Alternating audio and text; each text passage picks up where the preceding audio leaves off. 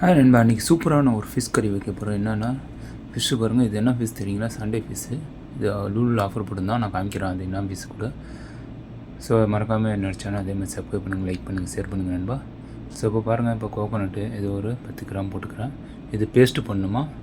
So based பண்ணி எழுதியிருக்கேன், ஏற்கனவே டிஸ்பிளே போட்டிருக்கேன் பாருங்கள். ஜிஞ்சர் 5 கிராம், கார்லிக் 5 நம்பர் போட்டுங்க, க்ரீன் சில்லி ஒரு 5 நம்பர் போட்டுங்க. So coconut 10 gram paste. இது அப்படியே பேஸ்ட் பண்ணிடுறவனு தான் சூப்பராகும். லைட்டாக தண்ணி ஊற்றிக்கிறவனு தான். லைட்டாக தண்ணி ஊற்றுங்க, இல்லாட்டி லைட்டாக ஊற்றுங்க, ரொம்ப ஊற்றக்கூடாது. ஸோ அதுக்கப்புறம் இதை வந்து கருவேப்பிலை, பச்சை மிளகா எல்லாமே இருக்குது. இதில் கட் பண்ணி வச்சுருக்கோம். ஒரு வெங்காயம் ஸோ ஸ்லைஸில். இது மீன் வந்து பொரித்து சாப்பிட்றதுக்கு இங்கே பாருங்கள், மண் சட்டியில் தான் பண்ணுறோம். சூப்பராகும். அது திருச்சூர் கேரளா ஸ்டைலில் பண்ணுறோம். கேரளா திருச்சூர் மீன் குழம்பு சூப்பராகும் நண்பா. ஸோ இதுதான், இந்த மீன் தான் பாருங்கள், மர்க்ரேடுன்னு சொல்லி போட்டிருக்கு. ஸ்ரைடு ஃபிஷ்ஷு நல்லாயிருக்கும் இந்த மீன். நீங்கள் இந்த மீன் சாப்பிட்டுருந்தால் கமெண்ட் பண்ணுங்கள், நல்லாயிருக்கும் இல்லைன்னு சொல்லி. பாருங்கள், என்னோடய சேனல் அதே மாதிரி சப்ஸ்கிரைப் பண்ணுங்கள், லைக் பண்ணுங்கள். டிஸ்பிளே ஓடி இருக்குது. அதேமாதிரி பக்கத்தில் பெல் பட்டன் கிளிக் பண்ணி வச்சுக்கணும்பா. ஸோ வீடியோக்குள்ளே போகிறாங்களா? ஸோ இதுதான் இந்த புளி பாருங்கள். ஒரு 10 கிராம் புளி ஊற வச்சாச்சு, தண்ணியில் போட்டாச்சு. இது வந்து கேரளா புளி சொல்லுவாங்களா, நாட்டு புளி, அந்த புளி இது. ஸோ அவங்க கேரளாவில் இந்த புளி தான் போடுவாங்க. நம்ம இதில் நாட்டு புளி போடுவோம். ஸோ பற்ற வச்சாச்சு. இந்த இவர் தான் பண்ணுறாரு. இவர் தான் கேரளா திருச்சூர் இன்னைக்கு. ஸோ நம்ம ஃப்ரெண்டு அவர். இவர் செஃப், ஒரு மாஸ்டர் ஆக்கியாச்சு. இவர் நல்லா சூப்பராக பண்ணுவார் குக்கிங்லாம். ஸோ அவர் தான் எக்ஸ்பிளைன் பண்ணிகிட்ருக்காரு, எப்படி என்ன பண்ண முடியும். ஸோ கேரளா ஸ்டைலில் பண்ணுறோம், மண் சட்டியில் பண்ணுறோம் சொல்லி சொல்கிறாரு. பாருங்கள், இப்போ எண்ணெய் ஊற்றியாச்சு. இப்போ எல்லாமே முழுக்க இது வந்து ஃப்ரைலேருந்து எல்லாமே கோகோனட் ஆயில் தான். தேங்காய் எண்ணெயில் தான் 10 ml போட்டுக்கிறோம். 10-15 ml போட்டுங்க, உங்களுக்கு ஆயில் ஜாஸ்தி வேணும்னா. இது வந்து வெந்தயம் ஒரு 2 கிராம் லெவலில் போட்டுங்க, ஃபினிகரு. ஸோ அதை போட்டுட்டு பாருங்கள், இதுதான். ஸோ இங்கே வாங்கினது இது லூலில் 25 ரியாலில் 1 லிட்ரு, 2 லிட்டரு சாரி. ஸோ பாருங்கள், நல்லா சூடாகிட்டுருக்கு. இதே சூடானதுக்கப்புறம் ஸோ ஒன்றா ஆட் பண்ணிடலாம். இப்போது வெங்காயம் எல்லாம் போட்டுடலாம். அது மாதிரி வெங்காயம் 1, கறி லீஸு உங்களுக்கு தகுந்தாப்பில் போட்டுங்க, கருவேப்பிலை, க்ரீன் சில்லி ஒரு 5 நம்பர் எல்லாம் போட்டுங்க. நல்லா காரமாக வேணுமோ இன்னும் கொஞ்சம் கூட போட்டுக்கலாம் நீங்கள். ஸோ ஏற்கனவே இந்த நான் பேஸ்ட்டில் க்ரீன் சில்லி போட்டிருக்கேன். ஸோ அதனால் இதில் கம்மி பண்ணுறேன். ஸோ இதோடு சேர்த்து வெங்காயத்தோடு உப்பு போட்டுங்க. உப்பு போட்டிங்கன்னா சீக்கிரம் வெந்துடும். வெங்காயம் சூப்பராகும். ஸோ வச்சு பார்த்துட்டு நான் உங்களுக்கு காமிக்கிறேன். வேறு லெவலாக இருக்கும்பா. மண் சட்டியில் ரொம்ப நாள் ஆச்சு நானே செஞ்சு. ஸோ இவர் செஞ்சார், நம்ம அப்படியே வீடியோ பிடிச்சாச்சு நண்பா. ஸோ இதுதான் பாருங்கள், நல்லா வதக்கணும், கொஞ்சம் நல்லா ப்ரௌன் ஆகணும். ப்ரௌன் ஆனதுக்கப்புறம் ஒன்றா ஆட் பண்ணிடுற ஒன்று தான். பக்கத்தில் பாருங்கள், அதுவும் கோகோனட் ஆயிலில் தான் ஃப்ரை ஆகிட்டுருக்கு. தேங்காய் எண்ணெயில் தான் ஃப்ரை பண்ணிகிட்ருக்காரு. ஃப்ரை பண்ணி சாப்பிட்ற மாதிரி அது. ஸோ இதுதான் இன்றைக்கி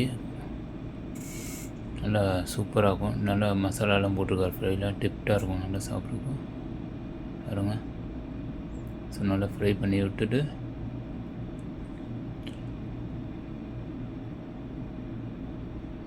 ஸோ கிண்டிக்கிட்டே இருக்கணும், இல்லைன்னா என்ன சட்டியில் அடி பிடிச்சிடும். மண் சட்டியில் சூப்பராக இருக்கும் ரொம்ப. அந்த மண்ணோட வாசமும் சூப்பராக இருக்கும் குழம்புல பாருங்கள். ஸோ ப்ரௌன் கலரில் வேணும். ஸோ நல்லா கிண்டி விட்டுக்குங்க. இப்போ இந்த ஃப்ரை ஆகிட்டுக்கு மீன், அது அப்பப்போ திருப்பி விட்டுக்கிறோம். ஸோ பாருங்கள், இப்போ சேர்ந்து பச்சை மிளகும் போட்டாச்சு இதில். ஸோ இதோட ரெட் சில்லி பவுடர் 3 கிராம் போட்டுங்க, நார்மல் சில்லி பவுடர் ஒரு 3 கிராம் போட்டுங்க, டர்மரிக் பவுடர் அது ஒரு 2 கிராம் லெவலில் போட்டுங்க, கொரியண்டர் பவுடர் ஒரு 3 கிராம் போட்டுங்க, மல்லி தூள் அது ஒரு 3 கிராம், மஞ்சள் தூள் ஒரு 2 கிராம் லெவலில் போட்டுங்க. ஸோ இதுதான் 2 சில்லி பவுடர் போட்டிருக்கோம். Kashmiri red chilli powder, normal red chilli powder. இது normal red chilli powder add பண்ணியாச்சு. எல்லாமே 3 கிராம். உங்களுக்கு காரம் வேணும்னா கொஞ்சம் ஜாஸ்தி போட்டுக்கோங்க. எங்களுக்கு காரம் கொஞ்சம் கம்மியாக போதும். ஸோ அவர் காரம் கொஞ்சம் கம்மியாக சாப்பிடுவாராம் சேட்டா.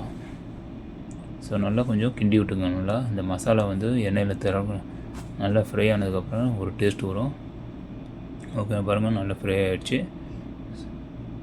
இப்போ நான் அந்த பேஸ்ட்டு அடிச்சிருந்தோம்ல, கோகோனட் பேஸ்ட்டு, இது எல்லாமே தக்காளி எல்லாமே போட்டிருந்தோம், ஜிஞ்சர் கார்லிக் எல்லாமே. ஸோ அதெல்லாம் சேர்த்து இப்போ இதில் போட்டாச்சு. ஸோ இதை நல்லா மிக்ஸ் பண்ணி நல்லா கலக்கி விட்டு கிளாஸில் கொஞ்சம் தண்ணி விட்டு இதில் விட்டு ஊற்றிடணும் தான்.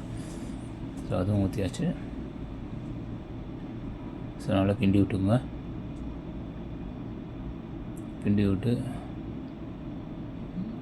அப்புறம் நான் ஒன்றா சொல்கிறேன், பார்த்துங்க எப்படி பண்ணணுன்னு. ஈஸியாக நீங்கள் சிம்பிளாக பண்ணுறது இது மாதிரி பண்ணிங்கன்னா கொஞ்சம் சிம்பிளில் கொஞ்சம் இது தான், கொஞ்சம் மிக்ஸி இருந்தால் இந்த மாதிரி அரைச்சி போட்டிங்கன்னா டேஸ்ட்டு நல்லாயிருக்கும்,